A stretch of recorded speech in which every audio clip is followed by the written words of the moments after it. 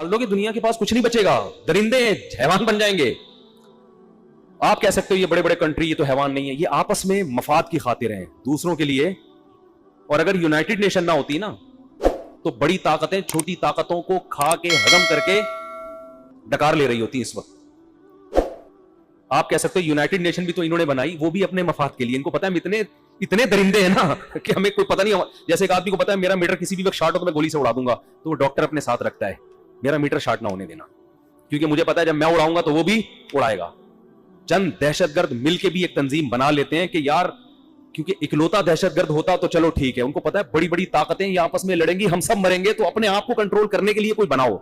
मैं मानता हूं यूनाइटेड नेशन का वजूद दुनिया के लिए इस लिहाज से बहुत बड़ी एक नेमत है कि बड़ी ताकतों को भी उसने कंट्रोल में किया हुआ है, लेकिन ये बनाया भी बड़ी ताकतों ने अपने मफाद के लिए है। क्योंकि ताकि पहली जंग अजीम और दूसरी जंग अजीम, इन जंगों की कोई बेस थी? ये मुसलमानों ने लड़ी थी या इन्होंने लड़ी है? देखो, मुसलमानों की जितनी जंगें हैं ना, उसके पीछे एक बेस होती है, एक सिस्टम है, निजाम है, और इस्लाम चैलेंज करता है इस निजाम का अल्टरनेट किसी के पास नहीं है। हम शराब को गलत समझते हैं, हम जिना को गलत समझते हैं, हम शिर्क को गलत समझते हैं, इस बेस पे लड़ते हैं। ये जब लड़ते हैं तो कोई बेस है इसकी? तो लकीर बढ़ाने के लिए। ये ऐसे ही है जैसे आपका ये घर है, आप चाहते हो बढ़ा के पड़ोसी की दीवार के अंदर अपनी दीवार घुसा दूं, इस पे जंगे होती है इनकी। फिर इनकी कम्युनिटी बनती है इसी पे कि भाई ये दीवार जिसकी है, इससे आगे किसी को बढ़ने की इजाजत नहीं। ये दीवार तेरी है क्यों? ये किस बेस पर है? कौमियत की बेस पे है, तो एक मुल्क में तो 20 कौमें रहती हैं, फिर सबकी अलग अलग दीवार बनाओ। कोई बेस इन दीवारों और लकीरों की।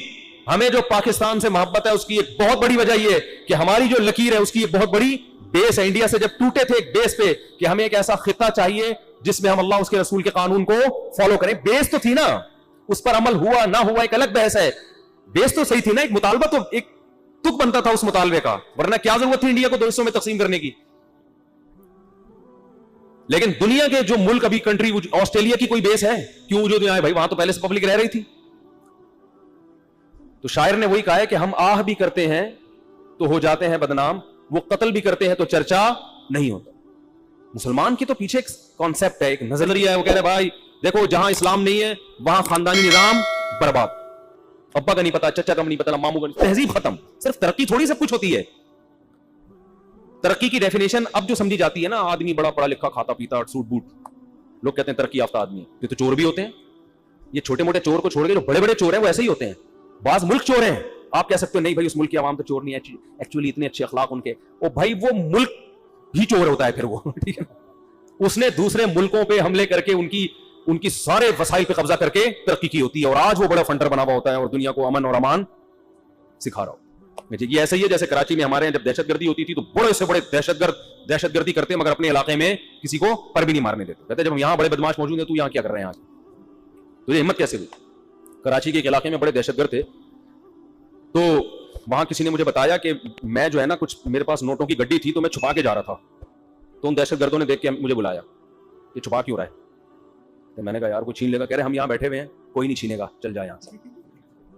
मतलब ये कि ये छीनने की अथॉरिटी सिर्फ हमारे पास है, तो हमसे छुपाने की जरूरत नहीं है। हमें जब छीनना होगा तो हम छीन लेंगे। तमीज से गुजरो। अब कहने को तो बड़ा अमन है, कहने को क्या है, इस इलाके में जितना अमन है यहाँ इतना कहीं भी नहीं है। लेकिन ये कैसा अमन है मेरे भाई? इसलिए कि कंट्रोल किसका है? बदमाशों का है। ठीक है। तो बास दुनिया के कंट्री ऐसे हैं जहां बहुत अमन है, इसलिए कि वहां की गवर्नमेंट अपने अंदर अमन रखती है, दुनिया में अमन पैदा नहीं होने देती। तो ये तो क़यामत के दिन पता चलेगा आपको, अल्लाह जब फैसला करेगा ना अपनी अदालतों में, फिर पता चलेगा कौन अच्छा था और कौन बुरा। बरतानिया, हिंदुस्तान में 1000 साल मुसलमानों की हुकूमत रही है, बेहतरीन अमन व अमान। खुद उनके गोरे लिखते हैं, हिंदू मुस्लिम सिख ईसाई एक ही थाल में बैठ के खाते, कोई लड़ाई नहीं, मंदिर भी महफूज, मस्जिदें भी महफूज। जब बर्रे सगीर में और आलमगीर बादशाह रहमतुल्लाह अलैह ने एक दफा सरकारी खजानों को गिनवाना शुरू किया जो सोने की अशरफियां थी, सरकारी सतह पे गिनना शुरू हुआ है, लेकिन वो गिनने से आजिज आ गए। उन्होंने कहा छोड़ दो ऐसे ही, इतना हिंदुस्तान दौलतमंद था। हिंदुस्तान के जो बहरी जहाज थे, लंदन के लोग वो अपने मुल्कों में नहीं आने देते थे कि इंडिया के बहरी जहाज देखकर हमारे बहरी जहाज फिर दुनिया में कोई भी हमसे नहीं खरीदेगा। ये तो आज लोग मुसलमानों के जवाल को देख के कहते हैं, ऐसा लगता है हमें, जैसे हम अपनी दादी को जब देखते थे ना, बूढ़ी थी, तो हमारी दादी 80-85 साल की थी, हमें बताती थी बेटा हम तो ऐसे दरख्तों पे चढ़ा करते थे, दीवारों पे ऐसे दौड़ते थे। मैं हैरान, हम तो बच्चे थे, हमने कहा भाई ये कैसे हो सकता है यार, क्योंकि हमने तो उनको बुढ़ापा देखा। हम बचपन में समझते थे ये हमेशा से इसी तरह ही है, ये पैदा ही इसी तरह हुई है। मेरा यही कॉन्सेप्ट था बूढ़ों के बारे में, ये ऐसे ही होते हैं, ये रेडीमेड है। ये बूढ़े जो है ना, ये रेडीमेड इसी तरह होते हैं, क्योंकि हम ये सोच भी नहीं सकते थे कि यार अगर ये ऐसे तो कल हम भी ऐसे हो जाएंगे। हम तो बड़े मुतहर्रिक थे, ہر وقت بھاگم دوڑم. وہ کھیلتی یہ پبجی تو تھے نہیں اس وقت, ہم لوگ مارم پیٹی کھیل رہے ہیں, وہ چھپن چھپائی کھیل رہے ہیں, برف پانی کھیل رہے ہیں, اور سارے بھاگے, پٹو اب کھیل رہے ہیں, اٹھا کے مارا, وہ بھاگے, پھر وہ جوڑ رہا ہے یوں کر کے سجا رہا ہے, بیٹھا کہ یار لگ گئی ایسی کی تیسی. تو ہمارے ذہن میں بھی نہیں تھا کہ ہم کل ایسے ہو جائیں گے. تو ہم یہ سمجھتا تھا ہمیشہ سے ایسی ہیں ہماری دادی, اللہ مغفرت فرمائے ان کی. تو آج مسلمانوں کا جو زوال ہے نا, جس کا سبب وہ لوگ بنے ہیں, نچوڑ کے لے گئے پورا ہندوستان, ٹھیک ہے. تو اس زوال کا جو سبب ہے, تو آج دنیا یہ سمجھتی ہے کہ مسلمان ہمیشہ سے ایسے ہی ہیں. تبھی تو میں کہتا ہوں ارطغرل ڈرامے کو میں کیوں حرام نہیں کہتا, حلال بھی نہیں کہتا, میں اپنے کندھے پہ رکھ کے بندوق چلاتا ہی نہیں. مسلمانوں کی ایک ہسٹری دکھائی جا رہی ہے بھائی, ہمیشہ سے ایسے نہیں ہے. ہمارا خلافت عثمانیہ, آپ کو پتا ہے رشیا سے پہلے سپر پاور کون تھا؟ برطانیہ تھا. اور برطانیہ سے پہلے کون تھا؟ خلافت عثمانیہ تھی. خلافت عثمانیہ سپر پاور تھی. اس وقت اسرائیل کی یہ مجال نہیں تھی کہ وہ, اس نے خلیفہ سے یہ کہا تھا کہ مجھے فلسطین کی تھوڑی سی زمین چاہیے, اس نے کہا شاپر میں مٹی ڈال کے لے جانے کی بھی اجازت نہیں ہے. تو بغاوتیں ہوئی ہیں, اور یعنی سازشیں ہوئی ہیں, بغاوت کے بجائے سازشیں ہوئی ہیں. میں نہیں کہہ رہا مسلمان دھلے ہوئے ہیں, ان کی اپنی بھی غلطیاں ہوں گی. تبھی تو قرآن کہتا ہے نا, خدا نے آج تک اس قوم کی حالت نہیں بدلی, نہ ہو جس کو خیال آپ اپنی حالت کے بدلنے کا. مسلمانوں سے جو سب سے بڑی غلطی ہوئی ہے نا, جس کی وجہ سے خلافت عثمانیہ کا خاتمہ ہوا ہے, مسلمان لگ گئے تھے روحانیت میں, اسباب اور وسائل کو پس پش ڈال دیا تھا. وہ اسباب اور وسائل جس کا ان کو قرآن و سنت نے حکم دیا تھا. وظیفوں میں بحری بیڑا آ رہا ہے تو اس میں بخاری کا ختم ہونا چاہیے برکت کے لیے, اور اس طرح کی چیزیں شروع ہو گئی تھی جو کرنے کے کام ہے. بھائی تمہارا پریس جب ایجاد ہونے کی بات آئی, یورپ نے پریس ایجاد کیا, ان کی کتابیں لاکھوں کی تعداد میں دھڑا دھڑ چھپ کے مارکیٹ میں آ جاتی, اور ان کے کاتب بیٹھ کے لٹریچر لکھ رہے ہوتے تھے کہ پریس میں جب جائیں گی تو ادب کے خلاف ہو جائے گا, ادب کے خلاف ہوگا تو پھر ادب میں کر لو, پھر بیٹھ گئے. او بھائی ابھی میڈیا میں مقابلہ ہو رہا ہے. یہ بالکل ایسے جیسے آج بہت سے لوگ کہتے ہیں کہ علماء کو میڈیا پہ نہیں آنا چاہیے, اس سے شو بازی. ایک مولوی صاحب مجھے کہنے لگے دیکھو علماء جو یوٹیوب پہ آ رہے ہیں کیسی شو بازی میں کرتے مرتے پہن کے, اس سے شو بازی پھیل رہی ہے, اس سے کرن ناز کو انٹرویو دینے کی نوبت آ رہی ہے, ایسے خراب ہو رہے ہیں, برباد ہو رہے ہیں, یہ ہو رہا ہے وہ ہو رہا ہے. بیٹھے رہو بند کمرے کے اندر میرے بھائی, پھر کر لو. گورا کیا کر رہا ہے, باطل فرقے کیا کر رہے ہیں, وہ اپنے 5 منٹ کے کلپ کو چند لمحوں میں ملینز لوگوں کو سنا دیتے ہیں, اور آپ اس کا جواب ریکارڈ کرا کے 5 آدمیوں کو سمجھا رہے, اور ان کو بولو ہر آدمی اپنی ذمہ داری پہ 5 کو یہ ٹرانسفر کر دے. 100 سال کے بعد وہ 50 آدمیوں تک وہ بات پہنچے گی, اور پتہ ہی نہیں چلے گا کہ وہ بات اصل میں ٹھیک ہے. تو جو حشر ابھی ویڈیو کیمرے کے ساتھ ہو رہا ہے نا, وہ کرن ناز پہ تو اتنا مجھے ملامت کی ہے. میں نے کہا بھائی نہ میں اس کے سامنے بیٹھا, نہ وہ میرے سامنے آ کے بیٹھی. اب میڈیا ہمارا تو نہیں ہے نا کہ ہم اپنی شرطوں پہ رکھیں. اچھا جب جہاں اپنی ضرورت ہوتی ہے تو ساری چیزیں, جہاز میں مس گیدرنگ ہوتی ہے کہ نہیں ہوتی؟ اب آپ پی آئی اے جہاز میں سفر کرنا چھوڑ دو کہ انٹیوں کو الگ کرو اور جینٹس کو ادھر بٹھاؤ. آدمی کہتا ہے بھائی اسلام آباد پہنچنا ہے, میری شادی ہے, مجھے ولیمے میں جانا ہے, ابا کے جنازے میں یا دادا کے جنازے میں. بھائی اب کوئی کہے بس میں چلے جاؤ, وہاں مس گیدرنگ نہیں ہے, وہاں لیڈیز الگ ہیں. ابے چھوڑ بس اپنی جب بنیادی ضرورت ہوتی ہے میرے بھائی, تو پھر سب چیزیں کیا ہوتی ہیں جائز. تو ایک اسلام کی بھی ضرورت ہے کہ ابھی ہمارے بڑے حضرات یہ کہتے ہیں کہ اس وقت امت مسلمہ کی مثال اس بیمار کی ہے کہ ایک آدمی کو شوگر ہو, ہارٹ پیشنٹ بھی ہو, بلڈ پریشر کا مریض بھی. اب ڈاکٹر اگر کسی بھی بیماری کو چھیڑے گا تو دوسری لازمی متاثر ہوگی. اب ایک حل تو یہ کہ ڈاکٹر کہ یار اس کا اگر ہارٹ کا آپریشن کروں تو شوگر بڑھنے کا خطرہ ہے, شوگر کو ٹھیک کرنے کی کوشش کریں تو پتہ نہیں کتنی ٹائم لگے گا, ایسا نہ ہو ہارٹ اٹیک ہو جائے اس دوران, اور بی پی بھی کنٹرول نہیں آ رہا, تو ایسا کرو اس کو دفنا کے آ جاؤ. ایسا ایک حل تو یہ کہ کچھ بھی نہیں کرو, کیونکہ جہاں چھیڑو گے اس کے دوسرے سائڈ افیکٹ, یہ بہت اہم پوائنٹ کی بات ہے, اس کو نوٹ کریں. بہت سے مسئلوں کو حل کرے گا یہ اصول. جس چیز کو چھیڑو گے دوسری بیماری متاثر ہوگی. عقل مند کیا کہے گا؟ عقل مند کہے گا جو ابھی فوری ایمرجنسی کا جو مسئلہ ہے نا, جس کو نہ چھیڑا تو یہ مر جائے گا, اس کو فوکس کرو. شوگر کو اوپر نیچے, بھی ہارٹ اٹیک ہو رہا ہے, دل کو انجائنا کا درد ہو رہا ہے اور اندر رگے ہوئے, بھائی ابھی فی الحال رسک لے کے علاج کرو, بچنا ہوگا تو بچ جائے گا, نہیں تو شوگر پہ بھلے مر جائے, لیکن ویسے بھی تو مرے گا ہی نا.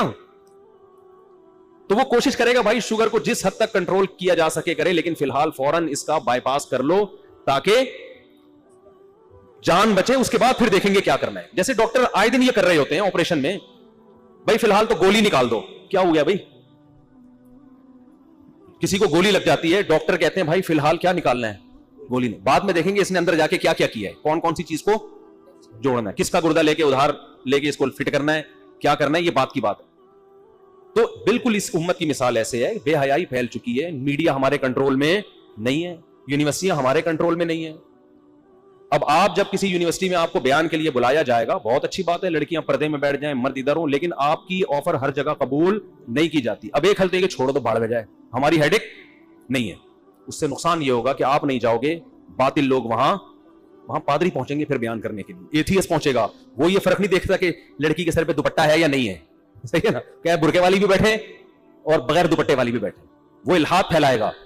تو ایسے موقع پہ جب کوئی عالم جائے گا وہاں, چاہے مس گیدرنگ کا ماحول ہے, وہ بیان کرے گا, اس کے سائیڈ افیکٹ لازمی ہوں گے, تھوڑی سی پردے کی ویلیو لازمی کم ہوگی, باتیں بھی بنیں گی, لڑکیوں کو ذہن میں یہ بھی خیال آئے گا شاید پردہ اتنا ضروری نہیں ہے, لیکن اس سے بڑا مسئلہ ہوگا اگر آپ نہیں گئے, پھر آپ اس کو ڈیلے کر دو گے, یار یہ بات میں کسی طرح میں سمجھا دوں گا, یہ مسئلہ پردے والا, اس کے لیے الگ سے میں کوئی میٹنگ کر لوں گا, یا اور کسی طرح سے اپنا میسج ڈیلے کر. ابھی ایمان بچانے کا مسئلہ ہے. میرا یہاں میڈیکل کالج میں بیان تھا, کراچی کا, پتہ نہیں بحریہ کیا نام ہے اس کا, کراچی میں بڑا مشہور میڈیکل کالج ہے یار, اس کے ڈاؤ میڈیکل نہیں ہے, دوسرا ہے, بحریہ کر کے کچھ آ رہا ہے اس کے, اب نہیں کوئی بحریہ کر کے آ رہا ہے, نہیں بحریہ ٹاؤن نہیں, میں نام ہی بھول گیا اس کالج. بہرحال میرا وہاں بیان تھا. اب میں جب گیا ہوں تو مس گیدرنگ تھی, لیڈی ڈاکٹرز اور لیڈی ڈاکٹرز جینٹس سارے اکٹھے بیٹھے ہوئے ہیں, اور بلانے والے مجھے نیوی کے بڑے آفیسر تھے, ان کا کورونا میں انتقال ہو گیا, اللہ ان کی مغفرت. جب میں وہاں گیا ہوں نا, تو انہوں نے پہلے تو مجھے بتایا یہاں حالات کیا چل رہے ہیں, ایتھیزم کس طرح سے پھیل رہا ہے. تو میں نے پورا اسلام کے نظریات پہ بیان کیا, نظریاتی اسلام, کہ آپ کو اسلام کی ضرورت ہے, آپ کو کیا ہے. تو مجھے اندازہ ہوا کہ بھائی لوگوں کی تو کانسیپٹ ہی خراب ہو چکا ہے اسلام کے بارے میں, آپ ان کو دوپٹے کی ترغیب دے رہے ہو, وہ کہہ رہے میں اسلام کو نہیں مانتا, اوپر سے کلمہ پڑھ رہے ہیں, مسلمان ہیں, لیکن وہ کہہ رہے ہیں یہ کیا ہے, یہ خام خاکی. میں کیوں, ایک خاتون کہہ رہی ہے جب میں بغیر دوپٹے کے نہ مجھے کوئی چھیڑ رہا ہے, اور اگر چھیڑ بھی لے تو کیا ہو گیا. یعنی یہ کانسیپٹ بن چکا ہوتا ہے بھائی ہم تو بغیر دوپٹے کے آ رہے ہیں, نہ ہمیں کوئی چھیڑ رہا ہے, میں بغیر دوپٹے کی اتنی اچھی ڈاکٹر بن گئی, انسانیت کی خدمت کر رہی ہوں, تو یہ دوپٹہ خام خاکی کیوں پخ لگا دی اسلام نے. اور ابھی تک تو یہ تھوڑا سا آگے جا کے پھر مزید ترقی ہوتی ہے, تو بھائی کسی نے چھیڑ بھی دیا تو چھیڑ دیا, ہم نہیں چھیڑے, ضروری تھوڑی کوئی چھیڑے تو ہم چھڑ بھی جائیں, اور اگر کسی نے چھیڑا اور ہم چھڑ بھی گئے تو ہماری اپنی مرضی, تو کوئی نقصان تھوڑی ہو رہا ہے اس سے. وہ کہتے ہیں انگریز کے ہاں تو کوئی ایجوکیشن سسٹم ہے, سب اکٹھے بیٹھ رہے ہیں, وہ بیٹھنا تو دور کی بات, اکٹھے سو رہے ہیں, گرل فرینڈ کے ساتھ گھوم رہے ہیں, ان کو تو کوئی نقصان نہیں ہو, تو ہمیں کیا نقصان ہوا. ابھی یہ مسئلے بنے ہوئے ہیں. آپ ایسے کلچر میں جا کے بولو کہ ساری انٹیاں دوپٹے لے لیں, برقعے لے لیں, پھر میں بات کروں گا, کہیں گے یہ برقعے لینے ہی تھے, ہم نے دوپٹے لینے ہی تھے, تو محترم آپ کو بلانے کی ضرورت کیا تھی, پھر تو آپ ہمارا خواتین میں بیان رکھوائیں, پھر نہیں آ رہی بات میرا خیال. تو بھائی اسی ڈاکٹر ذاکر نائک کے یہاں تو سب بیٹھے ہوئے ہوتے ہیں نا, تو اگر میں سما ٹی وی والوں کو بول دیتا نہیں جی انٹی کو نہیں, وہ کہتے بھائی پھر نہیں دو انٹرویو, ہم تو چاہ رہے ہیں آپ کا انٹرویو لیں, لیکن آپ کی شرطوں پہ نہیں ہو سکتا. تو میرا جو میسج لاکھوں لوگوں تک پہنچ گیا, وہ میسج نہیں پہنچتا. دوپٹے کی بات میں پھر کسی اور ٹائم پہ کر لوں گا, بھائی یہ غلط ہے. علماء کے سامنے جب بیٹھو تو پراپر ڈریس میں بیٹھو. تو دیکھو جب کوئی کام کرنا ہی نہیں ہے نا دنیا میں, تو پھر تو باتیں کرنے کی بہت ساری چیزیں آپ کے پاس, باتیں کرتے رہو بیٹھ کے. کیا کرتے رہو بیٹھ کے؟ دیکھو ایک آدمی جب کمپنی میں جاب کرتا ہے, اس کو پتا ہے میں اس کمپنی میں رہنا چاہتا ہوں, میری یہاں سے تنخواہ وابستہ ہے, تو باس الٹی سیدھی بھی باتیں کرے گا, یہ گھما پھرا کے یا تو تعویل کرے گا یا بولے گا کوئی بات نہیں برداشت کرو, یہی کرے گا نا. کیوں؟ اس کو پتا ہے بھائی میں نے یہیں رہنا ہے, یہیں سے میری روزی وابستہ ہے, انہوں نے مجھے نکال دیا تو میرا تو دال پانی بند ہو جائے گا. وہ اپنی ضرورت محسوس کرتا ہے, لہذا کمپنی میں ہر برائی کیا کر رہا ہوتا ہے, برداشت. لیکن جب اس کو نکال دو پھر دیکھو صبح شام, کیونکہ اب کرنا تو کچھ ہے ہی نہیں نا, ٹھیک ہے نا. تو یہ ایسا ہے, یہ یوں ہے, یہ فلانا ہے, یہ ڈمکانا ہے. میں نے بعض لوگوں کو دیکھا, مولانا طارق جمیل صاحب نے جو ایم ٹی جے ہے نا وہ بنایا نا, تو یہ ایسے ہے, یہ ایسے, ان کو اچھی جاب مل گئی وہاں پہ. جس دن سے جاب ملی ہے, زبردست یار, مولانا طارق جمیل صاحب زبردست یار, بڑا ایمانداری سے کام ہو رہا ہے, یہ سچی مچی کا واقعہ بتا رہا ہوں یار, بہترین ہو گیا یار. مولانا پہلے بھی یہی کہہ رہے تھے بھائی یہ میں نے اپنے لیے نہیں کیا, میں پہلے ہی لینڈ لارڈ ہوں, اللہ نے مجھے بڑا پیسہ دیا ہے, یہ میں کس کے لیے کر رہا ہوں, مدرسوں کے لیے کر رہا ہوں, یہ ساری وقف ہے کس کے لیے, مدرسوں کے لیے. نہیں, جب آپ کو جاب مل گئی, آپ کو جو تنخواہ مل رہی ہے وقف نہیں ہے.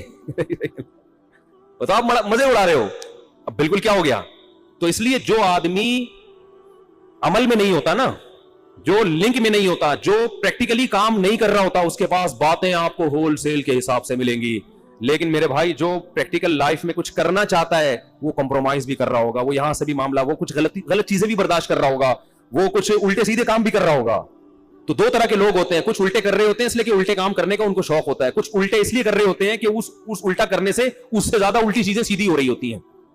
سمجھ میں آ رہی بات؟ اور زیادہ الٹی چیزیں کیا ہو رہی ہوتی ہیں, اس سے سیدھی ہو رہی ہوتی. جیسے آپ اپنے بچے کو کڑوا سیرپ پلا رہے ہو, وہ منہ بنا رہے, وہ چیخ رہا ہے, آپ چیخنے دیتے ہو, آپ کہتے ہو یہ چیخ برداشت ہو جائے گی لیکن اس کی بیماری بالآخر ٹھیک ہو جائے گی. تو دنیا میں کبھی بھی جو آدمی سخت مزاج ہوتا ہے نا, جس کی طبیعت میں لچک نہ ہو, وہ دنیا میں کبھی بھی کچھ بھی نہیں کر سکتا. جو چاہتے ہیں نا, یہ جو میں نے ایک واقعہ سنایا تھا کہ میں جہاز میں جا رہا تھا, ایک صاحب میرے پاس آ کے بیٹھ گئے, بڑے وہ کوئی ٹی وی کے کوئی بڑے مشہور اداکار بھی تھے, اب ان کو نہیں پتا چلے گا, پرانی بات ہو گئی. پہلے میں تھوڑا یہ نہیں بتا رہا تھا ٹی وی کے اداکار تھے, میں نے ویسے ہی بتا دیا تھا تاکہ وہ یہ نہ کہیں گے میرے بارے میں صاحب نے کہا بڑے اداکار تھے. تو مجھے ایک دن کہنے, وہ جہاز میں نا میرے سے گپ شپ ہو گئی. جب بچپن میں ہم نے ان کو دیکھا ہوا تھا تو میں تو پہچان نہیں رہا تھا, وہ تو کافی ایجڈ ہو گئے, تو انہوں نے مجھے وہ نہیں 50-50 میں وہ جو, میں نے کہا بڑے اچھا بھائی. تو بتاؤں, میں غلط بات بالکل بھی برداشت نہیں کرتا, میں غلط بات بالکل برداشت نہیں کرتا. اب چونکہ میری ان سے بے تکلفی نہیں تھی تو میرا دل چاہ رہا تھا میں ان سے کہوں آپ پھر ناقابل برداشت آدمی ہیں. کسی کے لیے آپ کو برداشت کرنا ممکن, کیونکہ جو آدمی بالکل بھی غلط بات برداشت نہیں کرتا نا, اس کو دنیا میں کوئی بھی برداشت نہیں کرتا, کیونکہ دنیا میں 100% صحیح کہیں بھی نہیں ہو رہا ہے.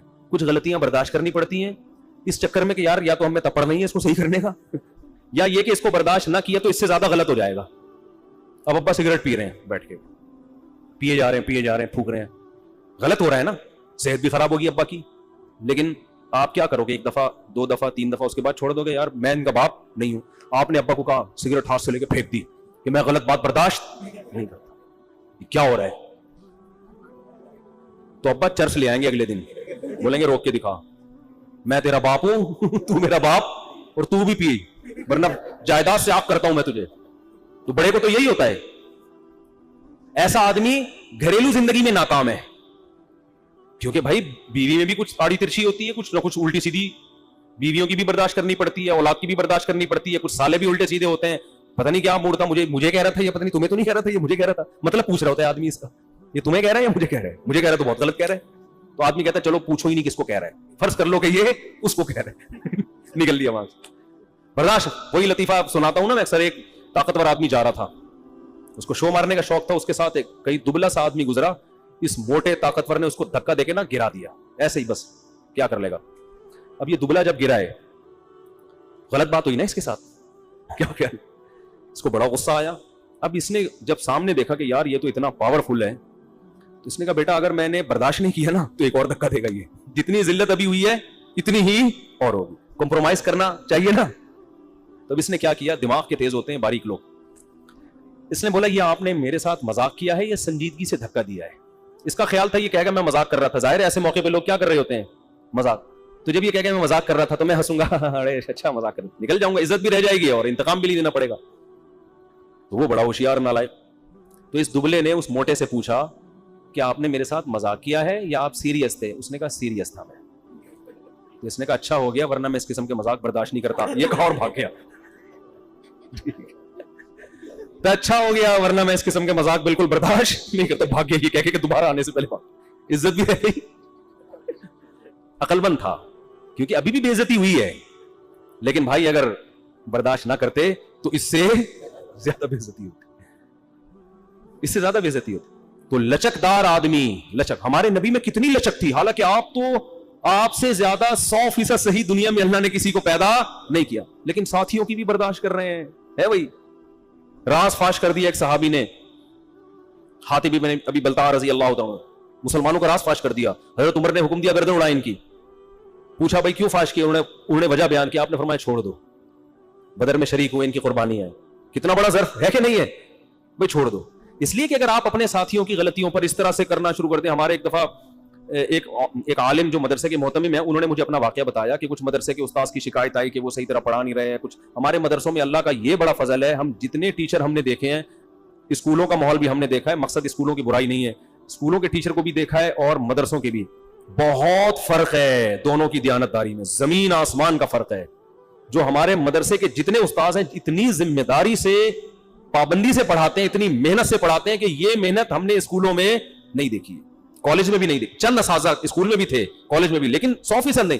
مدرسے میں ہم نے 100% دیکھا ہے یہ کہ, اور تنخواہیں بہت تھوڑی تھوڑی, لیکن ٹائم بھی زیادہ دے رہے ہیں. وجہ کیا ہے, موٹیویشن کہاں سے مل رہی ہے کہ بھئی یہ صدقہ جاری ہے ہمارے لیے. تو سب چیزیں تنخواہوں سے تھوڑی ہوتی ہیں. تو کچھ شکایتیں آئیں کہ آپ فلاں کو نکال دیں, فلاں کو نکال دیں, فلاں کو نکال دیں. انہوں نے کہا, جو مشورہ دینے والے تھے نا ان کی فیکٹری تھی, انہوں نے کہا آپ کو جب اپنے ملازمین کی شکایت آتی ہے فوراً نکال دیتے ہیں. اس نے کہا نہیں نکالتے تو نہیں, تو فیکٹری بند ہو جائے گی, اس طرح نکالتے رہو بیٹھ. تو انہوں نے کہا آپ کو فیکٹری کی تو فکر ہے, مدرسے کی فکر نہیں ہے. تو یہ دین ہے, دین کو بچانے کے لیے بھائی 100% کون درست ہوگا؟ تو جس کی طبیعت میں, نیچر میں لچک نہیں ہے, فلیکسیبلٹی نہیں ہے, وہ دنیا میں کسی کام کا بولو نہیں. وہ بچوں پہ چنگیز خان بن جائے گا, بچے باغی ہو جائیں گے. تو وہ جہاز میں بیٹھے ہوئے میرے پاس, غلط بات بالکل بھی برداشت کرتا ہی. اچھا بھائی نہیں کرتے ہوگے یار, آپ ہی کر سکتے ہیں, ہم تو کر لیتے ہیں. میں دل میں سوچ رہا تھا میں نہیں برداشت کر رہا, آپ اتنی غلط بات کر رہے ہو, لیکن میں کیا کر رہا ہوں, کیونکہ مجھے پتا ہے میں اگر جواب دوں گا تو بحث چھڑ جائے گی, ہمارا تو سارا ٹائم اسی میں لگ جائے گا. تو ہم اچھا بھائی بس ہم نے یہی کہا ماشاءاللہ, اچھا لگا آپ کے منہ سے یہ سن کے اچھا لگا. تو بات کیا چل کر رہی تھی, یہ بات کہاں سے آئی, بات کیا چل رہی تھی یہ, ہاں تو میں یہ کر رہا تھا اس زمانے میں دین کی خدمت کرنے کے لیے ایک طریقہ ہے گھر میں باؤنڈ ہو کے اپنی خانقاہ میں بند ہو کے آپ بیٹھ جاؤ. تو آپ کا کام بہت محدود, لیکن آپ کو پتہ نہیں ہوگا کہ دنیا کہاں سے کہاں جا رہی ہے, اور اسلام کے خلاف اور اہل حق کے خلاف کیا کیا دنیا میں سازشیں ہو رہی ہیں. ہمارے ایک استاذ تھے, انہوں نے, استاذ تو نہیں یوں کہہ سکتے بڑوں میں سے تھے, انہوں نے واقعہ سنایا کہ چند علماء میرے پاس آئے, انہوں نے کہا غامدی صاحب اتنا کچھ پروپیگنڈا کر رہے ہیں اسلام کے خلاف, آپ کام کیوں نہیں کرتے, اس کے دلائل کا جواب کیوں نہیں دیتے. اچھا جو علماء ان کو سمجھانے کے لیے آئے وہ علماء کے ویڈیو بنانے کے قائل نہیں تھے. انہوں نے کہا دیکھیں غامدی صاحب ویڈیو کیمرے کے سامنے بات کر رہے ہیں, اور بات محترم کی بات پھیل رہی ہے یونیورسٹیوں میں اور کالجز میں, اور آپ میرا بیان رکھوا رہے ہیں, کہاں رکھوا رہے ہیں, مدرسوں میں, جو غامدی کے نظریات سے متاثر ہی نہیں ہے. ٹھیک ہے نا, تو جو متاثر ہے وہاں عورتیں بھی ہوں گی, لڑکیاں بھی ہوں گی, لڑکے بھی ہوں گے, ان کو آپ کہہ رہے ہو کہ برقعے پہنا کے لڑکیوں کو سائڈ پہ کر دو اور لڑکوں کو ادھر کر دے, تو بہت اچھی بات ہے, لیکن ہمیشہ نہیں ہوتا ایسے. تو آپ جس طبقے میں وہ کام کر رہا ہے اس طبقے میں ہماری دعوت پہنچنی نہیں, تو میرا دماغ خراب ہے, میں اپنا ٹائم ضائع کروں جواب تیار کر کے. سوال اس نے کیا ہے, جواب آپ اس کو کس کو دے رہے ہیں, اس کو دے رہے ہیں. ایسا تھوڑی ہوتا ہے. تو اس زمانے میں کوئی بھی کام ہوگا, کیونکہ اس وقت اسلام کی دنیا میں حکومت نہیں ہے, اس وقت تو کفر کی حکومت ہے, تو آپ کو دنیا میں جو بھی کام کرنا پڑے گا. جیسے یہ جو یوٹیوب کی ارننگ بھی اسی میں آ گئی, کہتے ہیں ایسے ایڈورٹائز چل رہے ہیں. میں لوگوں سے کہتا ہوں کہ یہ جو آپ شیمپو کی بوتلیں بیچ رہے ہیں, ان پہ تصویریں ہوتی ہیں کہ نہیں ہوتی ہیں؟ تو ہونا تو یہ چاہیے. اس تصویر کو پہلے آپ کیا کریں, نہی علی المنکر میں آتا ہے, نبی نے فرمایا جو گناہ دیکھے اپنے ہاتھ سے کیا کرو, مٹا دو. سب سے پہلے آپ شیمپو کی بوتل پہ تصویر کو کیا کریں گے, مٹائیں گے. لڑکیوں کی آپ ہو سکتا ہے وہ تصویر دیکھ کے بدنظری کرے, لیکن آپ کیا کہیں گے, بھائی میرے باپ کی کمپنی نہیں ہے, میرے پاس اس کے علاوہ آپشن نہیں ہے. تو ایک خالص حرام ہے, اور ایک ایسا حرام ہے جو ہے تو حلال, لیکن حرام کی اس میں کیا ہو رہی ہے, آمیزش ہو رہی ہے. تو یہ فرق آج کرنا پڑے گا. لیکن یہ فرق جب کوئی دوسرا پیسہ کما رہا ہوتا ہے نا, تو پھر لوگ نہیں کر رہے ہوتے. جب خود مبتلا ہوتے ہیں تو پھر کیا کرتے ہیں, فوراً کرنا شروع کر دیتے ہیں. اسلامک بینکنگ حرام ہے, ناجائز ہے, ساری دنیا بہت عرصے تک چیختی رہی. بہت سے لوگ, کچھ تو بیچارے علماء تھے جو جن کی رائے یہی تھی, وہ تو دلائل کی دنیا میں ان کی رائے تھی, وہ اب بھی ہے. لیکن بہت سے لوگ اب سب ایک ہی کان ادھر سے پکڑو, کان ادھر سے پکڑو. لیکن جب پیسے ختم ہو گئے اور ان کو پتا چلا بھائی بینک لون دے کے آپ کو گھر بنانے کی سہولت دے رہا ہے, آپ کو اسلامک بینک قسطوں میں گاڑی دے رہا ہے, فوراً دارالعلوم کرنگی سے فتویٰ لے کر آگے, بھائی میرے پاس علماء کا کیا ہے, لہذا تمہیں جو تنخواہ ملے گی وہ کیا ہوگی, حرام. وہ کہے گا بھائی میں یہ بندہ دکھا رہا ہوں, اور اگر لیڈیز بھی دکھا رہا ہوں تو اس کا مقصد خاتون کو نمایاں کرنا نہیں ہے, اس کے ساتھ کوئی مسئلہ ہو گیا بیچاری کے ساتھ. ٹھیک ہے نا, میرا مقصد اس بے حیائی کو پروموٹ کرنا, یہ اس کا ڈانس دکھانا نہیں ہے. میرا مقصد ہے یہ خاتون بیچاری لٹ گئی, ان کے ساتھ ڈاکو ان کا پرس چھین کے چلے گئے, جی محترمہ بتائیے کیسے ڈاکو آئے, کیسے گئے. تو ہم یہاں بھی اس کی ارننگ کو کیا کہیں گے, جائز. حالانکہ وہ بغیر دوپٹے کے تو ٹی وی میں آنا اس کے لیے جائز نہیں تھا. ہم کہیں گے مقصد معاشرے سے برائی کو ختم کرنا ہے. اس ڈرامے اور فلموں کو ہم اس لیے ناجائز کہتے ہیں ان کی ارننگ کو, کہ وہ تو بذات خود ہے ہی غلط, اس کی تو ضرورت بھی نہیں ہے نا. اور دوسری بات یہ کہ ہم کمپنی جو اشتہار بنا رہی ہے جس میں عورتوں کا استعمال کر رہی ہے, اس کے عمل کو پھر بھی ناجائز کہیں گے. بھائی دکاندار تو مجبور ہے نا شیمپو کی بوتل بیچنے پر, لیکن شیمپو کی بوتل بنانے والا وہ تھوڑی مجبور ہے اس پر لڑکی کی تصویر چھاپنے پر. وہ نہ چھاپے نا, وہ کیوں چھاپ رہا ہے, وہ کمپنی تو مجبور نہیں ہے نا, ان کو بہرحال گناہ ہوگا. لیکن یہ سب چیزیں اس وقت ہوں گی جب یہ سارے چیزیں کس کے کنٹرول میں ہوں, یا آپ کے کنٹرول میں ہوں. تو نیوز اینکر کی تنخواہ کو بھی جائز. ہاں ڈراموں فلموں میں لڑکیاں ناچ رہی ہیں اور جو بھی بے حیائی کے سین آ رہے ہیں, اس میں اس لیے ہم اس کو ناجائز کہیں گے کہ بھائی آپ کو تنخواہ اگرچہ جائز ارننگ سے دی جا رہی ہے, لیکن جس کام کے عوض میں دی جا رہی ہے وہ کام کیا ہے, وہ کام ناجائز. جیسے ایک آدمی سے آپ کہو بندے کو مار کے آ جاؤ, میں تمہیں حلال آمدن سے دوں گا, تو آپ اگرچہ حلال سے دے رہے ہیں, لیکن جس کام کے بدلے میں دے رہے ہیں وہ کام کیا ہے. تو ناچنے والی عورتوں کی آمدن حرام ہے, چاہے کوئی آدمی اپنے خون پسینے کی کمائی سے دے رہا ہو, اس لیے کہ کام ہی ناجائز ہے. سمجھتے ہو کہ نہیں سمجھتے؟ اسی طرح بینکنگ میں پہلے تو علماء یہ کہتے تھے کہ بینک میں کسی بھی طرح سے جاب کرنا حرام ہے، لیکن اب بینک کا کام سود کے علاوہ بھی درجنوں کام ہو گئے ہیں. اب بینک میں جو آدمی صرف جو چوکیدار ہے، اب بہت سے علماء کہتے ہیں بھائی اس کی تنخواہ حرام نہیں ہو سکتی، اس لیے کہ بینک کی وجہ صرف سودی لین دین کے لیے نہیں ہے. بینک بہت سارے اور ایسے کام کر رہا ہوتا ہے جو فی نفسی ہی جائز کام ہوتے ہیں، وہ بہت ساری سروسز دے رہا ہوتا ہے لوگوں کو. تو بینک میں اس کی تنخواہ تو حرام ہے جو کسی بھی طرح سے سودی لین دین میں یا سودی لکھت پڑھت میں ملوث ہے. اسٹیٹ بینک میں ایک صاحب تھے جن کا کام تھا پرانے نوٹوں کو تبدیل کرنا نئے نوٹوں کے ساتھ. ان کو کسی نے فتویٰ دے دیا بینک کی ہر طرح کی نوکری حرام ہے، آپ اسٹیٹ بینک تو باپ ہے سارے بینکوں کا. تو جب وہ علماء کے پاس گئے انہوں نے کہا بھائی آپ کا سود سے نہ کوئی لینا نہ دینا، پرانے نوٹ تبدیل کرنے کس کے ذریعے؟ نئے نوٹوں سے، حکومت نے آپ کے ذمہ. تو اس لیے مسائل مفتیوں سے پوچھا کریں. ہر آدمی معاشرے میں کیا بنا ہوا ہے؟ فنٹر. تو بہت گہرائی میں جا کے ایک ایک چیز کو، اور جو آپ کو خرابیاں نظر آ رہی ہیں نا کہ یار یہ جائز ہو گیا تو اس کا مطلب یہ صحیح ہو گیا، تو بھائی وہ اس لیے ہے کہ معاشرے میں شر غالب ہو رہے. تو اب آپ کو ہر چیز میں مختلف پہلو دیکھنے. ایک صاحب نے مجھے کہا آپ یوٹیوب کی ارننگ کو اطلاق حرام کہہ دو تاکہ بے حیائی کا جڑ سے کیا ہو جائے؟ خاتمہ. میں نے ان سے کہا اگر ہم اطلاق حرام کہہ دیں نا تاکہ یوٹیوب پہ ایڈورٹائز جڑ سے ہی ختم ہو جائیں، تو بہت سے لوگوں کا ایمان جڑ سے کیا ہوگا؟ جن کو جو بے روزگار تھے اب گاؤں دیہاتوں میں کھانے کی ویڈیو بنا بنا کے لوگ ڈال رہے ہیں، ان کی ہزاروں لاکھوں کی ارننگ شروع ہو گئی. بہت سے بے روزگار لوگوں کو روزگار مل گیا. تو میں نے کہا یہ اپنی جگہ رکھ کے سوچو کہ آپ کے پاس کوئی آمدن کا ذریعہ نہ ہوتا اور آپ اس سے کما رہے ہوتے، پھر آپ آ کے کہتے حرام کہہ دو تاکہ جڑ سے کیا ہو جائے؟ ختم ہو جائے. تو علماء کی یہ بھی ذمہ داری ہوتی ہے کہ فتوے میں بیلنس ہونا چاہیے. ایسا طریقہ ہونا چاہیے کہ بھائی اس کا معاشرہ اس تحمل بھی ہے یا نہیں ہے. تبھی دیکھو فقہا کے اختلاف کا بھی فائدہ اٹھایا جاتا ہے. مثال کے طور پر ایک مثال بیان کر کے میں بات کو ختم کرتا ہوں. امام ابو حنیفہ رحمۃ اللہ علیہ کا قول یہ ہے کہ اگر کوئی آپ نے ایسی چیز بیچی، کسی کو فروخت کی جو بذات خود گناہ کے لیے نہیں ہے بلکہ وہ گناہ میں بھی استعمال ہو سکتی ہے اور حلال میں بھی، تو وہ ہر ایک کو بیچ سکتے ہو آپ.